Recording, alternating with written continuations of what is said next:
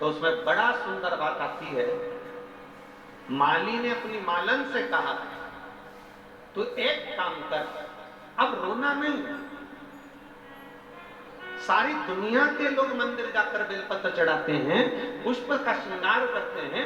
तू एक काम कर, श्रावण का महीना चालू हो रहा है और तू भी 2 बेलपत्र और 2 लोटा जल भगवान देवाधिदेव महादेव के शिवालय पर लेकर जा। फिर निवेदन, मेरी जीजियों से, मेरे जीजाओं से, मेरी माताओं से, मेरे भाइयों से, मेरी बेटियों से, मेरे बेटाओं से, श्रावण के महीने में दिखावा कर कर मेरे भोलेनाथ जी को मत ले जाओ। श्रावण के महीने में दिखावा कर कर मेरे भोले बाबा को रिझाना नहीं है। श्रावण के महीने में वो कहते हैं ना, ढेर सारे लोग मंदिर जाएंगे, ढेर सारी निमंत्रण पत्रिका आएगी, पर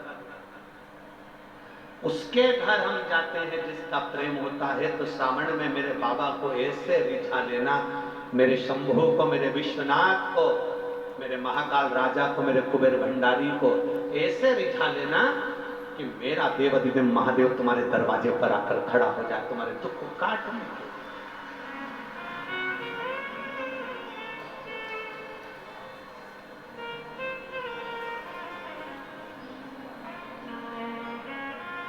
जाओ, कहां से लाऊं गंगा, कहां से लाऊं यमुना, कहां से लाऊं गंगा। और आप सबसे निवेदन है, अगर बेलपत्र ना मिले,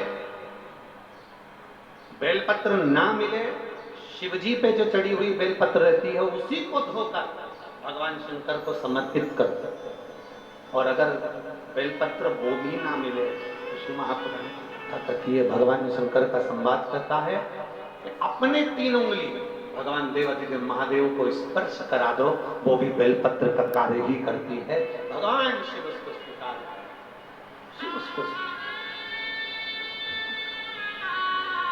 अब किसी ने एक बात कही, कहने वाले बहुत सारी बातें कह देते हैं कि गुरुजी क्या शंकर भगवान के शिवलिंग का स्पर्श करना चाहिए?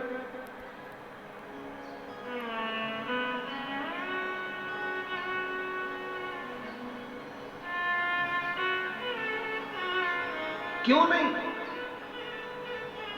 माता सती, उमा, पार्वती, माता कात्यायनी, चंद्रघंटा, स्कंदा, जितनी जितनी माताएं हैं संसार में, स्वयं लक्ष्मी जी भगवान शंकर के शिवलिंग, माता लक्ष्मी जी भी भगवान शंकर के शिवलिंग का निर्माण कर कर, भगवान शंकर के शिवलिंग का निर्माण कर कर उसका पूजन करती हैं। माँ ब्रह्माणी स्वयं भगवान शंकर के शिवलिंग का निर्माण कर कर पूजन करती हैं। माँ इंद्राणी, इंद्र जब हार गए सत्ता, पूरा के पूरा बेहोश चले गया, वृत्रासुर असुर ने सब कुछ नष्ट कर दिया, तब इंद्राणी ने स्वयं बैठकर शिवलिंग की आराधना करी, शिवलिंग का निर्माण करा और शिवलिंग की पूजन करी। हमारा शास्त्र कहता है, कोई कहे तुमसे कि किस किस शिवलिंग स्पर्श कर सकते हैं, जरा विचार करिएगा।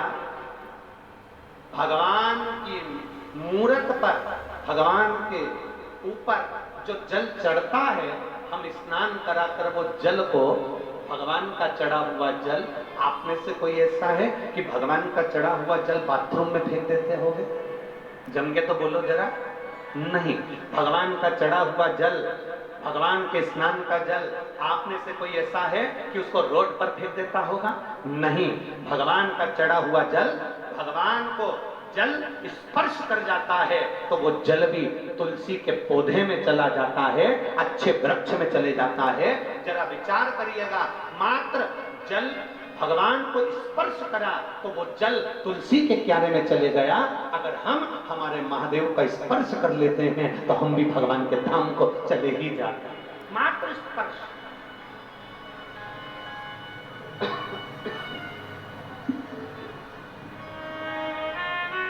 स्पर्श मात्र से हम भगवान शंकर के करीब में पहुंच जाते हैं, शिव के नजदीक में पहुंच जाते हैं, शंकर के करीब में पहुंच जाते हैं, मात्र स्पर्श।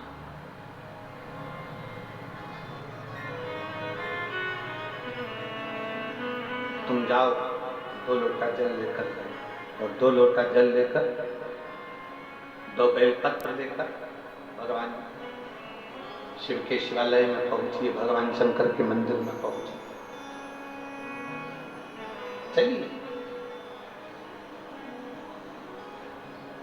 और इस